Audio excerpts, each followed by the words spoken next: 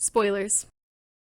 Have you ever noticed that women with dump truck asses and the hottest makeup are often the evil bitches plotting the hero's downfall? It came to my mind, and as anyone would, I went on a hunt to discover why shows and movies use MILFs to convey a certain brand of villainy. The first thing to address is that there are just as many DILF villains, but a villainous MILF's reason for being evil is frequently defined by gender.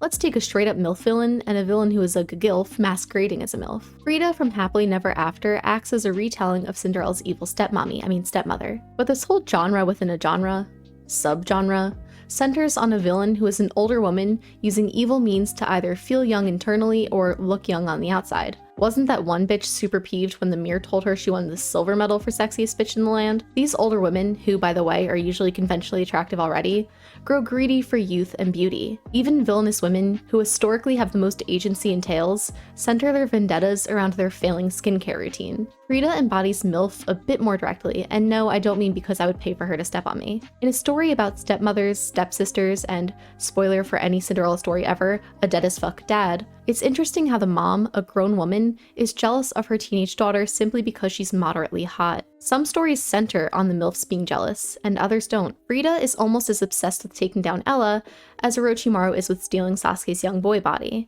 But this isn't the case with every MILF whose main goal is being the prettiest girl at the party. I'm gonna be the prettiest girl at the party! This is where I think Mother Gothel is a different take on this role.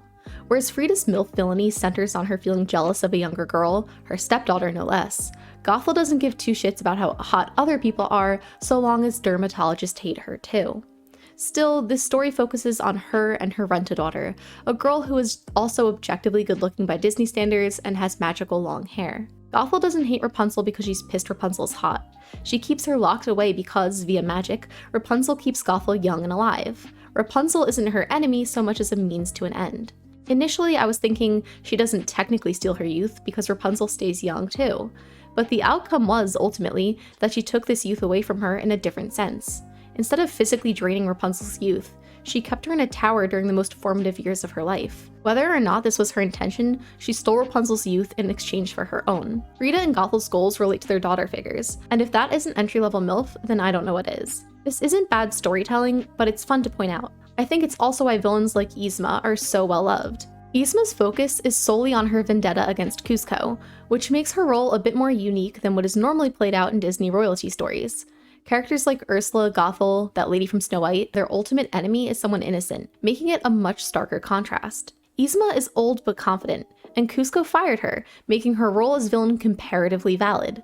She's not fulfilling the jealous older woman trope, she's just a person with a revenge plot and a himbo hunk assistant. I also think a commonly discussed trope is the seductress, who is typically MILFier in spirit than actually being mothers or mother-aged. And here's my whiny complaint.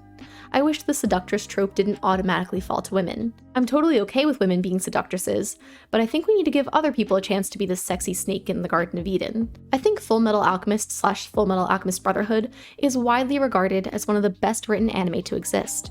But even this anime has 7 sins, and the one woman of the bunch portrays lust. Here's a good way of putting it. The seducer archetype has a long history, blah blah blah blah blah. No matter what gender your seducer may be, their defining trait is not sex appeal, though they certainly can be sexy. Rather, what defines a seducer is their drive to get what they want by charming others into giving it to them. I like the way this is phrased. These types of female villains use charm, even if the audience knows they aren't charming. Even the lady from Paddington was willing to do some flirting to fulfill her master plan of taking down a very polite bear. While male villains often use intimidation to get what they want, female villains use charm or seduction. Once again, I don't think this is bad on a case-to-case basis, but it's overdone when you consider how media as a whole relies on tropes. Characters who fulfill the seductress, femme fatale, siren role often lead us to believe that their need to be sexy is plot relevant. But I beg everyone to ask themselves, who made it plot relevant if not the writer? Why are older female villain stories so centered on their femininity? I hate that word. Hey there, pretty birdie. I think that's why so many people were fascinated by Shadow Weaver's portrayal in the 2018 reboot of She-Ra Princess of Power, She-Ra and the Princesses of Power. Seriously, one day I'm gonna make a video that doesn't mention SPOP, but today is not that day. Shadow Weaver's entire character centers on the motherly, and I'm using that word in a very casual sense, role that she assumes with a plethora of characters. Throughout the series' 5 seasons, Shadow Weaver plays this part with Micah in flashbacks, then Adora, Catra, and later Glimmer. However, as we stated, evil mothers in children's media historically thrive on some form of envy or jealousy or desire to be something they're not. Shadow Weaver, however, is something more akin to the moms from Toddlers and Tiaras. She wants to use younger characters to obtain her own power. It's not that her end goal is to ruin these kids' lives, that's just the course of action she finds easiest and often takes. So long as Shadow Weaver achieves power, she doesn't really care what happens with the people she uses. And yeah, Shadow Weaver sucks nuts, but the way she works as a villain is just as refreshing as it is fucked up. She finds someone's insecurities and creates an individualized 10-step plan to manipulate them.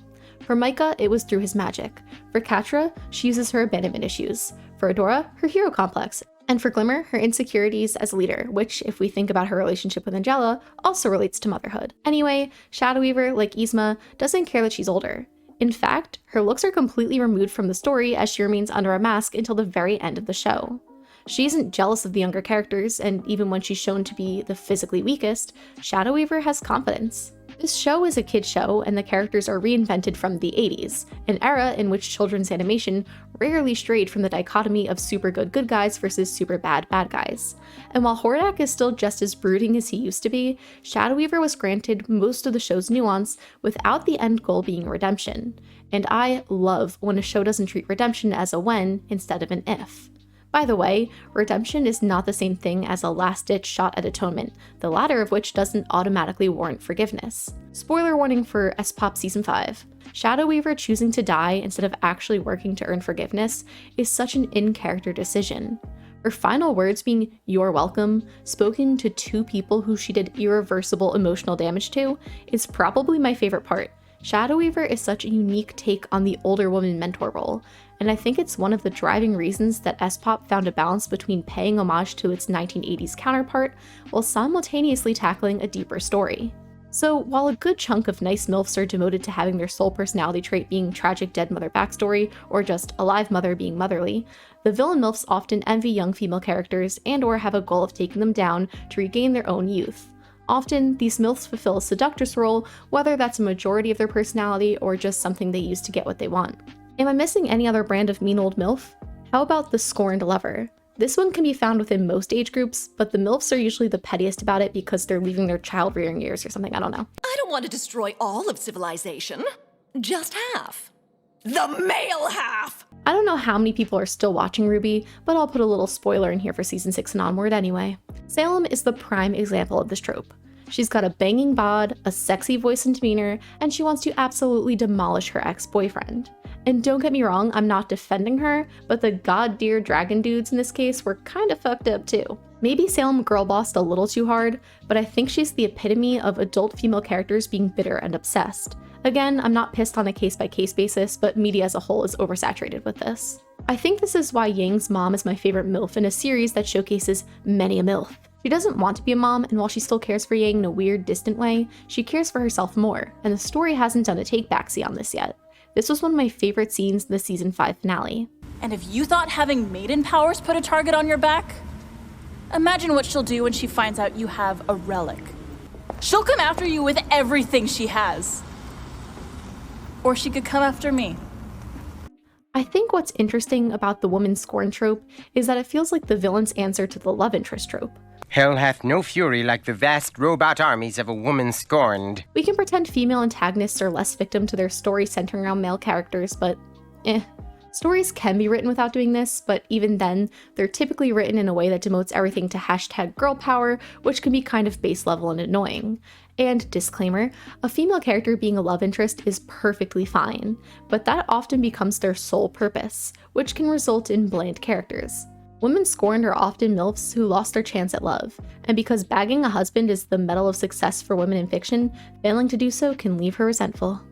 I think this is why the 2019 Harley Quinn cartoon is good or bad depending on how you view it. I don't think the show is saying that Harley or any of her friends are good people. I think the fact they're trying to point out feminism or the Joker being sexist while they also do objectively awful things is a perfect display of girl boss culture. This is where women think of it as a victory to succeed within systems that still prey on other people and, in the real world, often overlaps with white feminism and reductive ways of thinking. I.e., if you focus solely on being a girl, the fact you're succeeding in a manner that harms poor people, people of color, disabled people, etc., can photograph as a victory as opposed to just doing all those bad things, but with a pink glitter placard. And while this trope can be found in abundance, with or without the writers acknowledging the negative outcomes, this is a video about MILFs, meaning I have to stay on topic. Because an older, unmarried woman with a glass of wine in her hand is often the mental image that comes to mind with girlbossing. But if you watch movies like The Devil Wears Prada or Set It Up, the MILFs sacrifice love, kindness, and empathy for success and power. These established MILFs have a mindset of, I had to be cruel to get where I am, which again, can avoid acknowledging other factors and instead focus solely on being a go-getter woman in a male-dominated world. But it's so strange that women who have achieved success, even if this is by workplace standards, often begin or become the villain. Any hoozles, there's a multitude of reasons that MILFs in fiction are frequently coded as bad or straight-up villains. The term MILF itself focuses on two main factors, age and conventional attractiveness, meaning that most of these characters' purpose for being villainous relates to one or both of these qualities. Once again, I'm not saying evil MILFs are bad, especially when I tend to enjoy media with evil MILFs, but I do think we should ask ourselves, why is there so much overlap?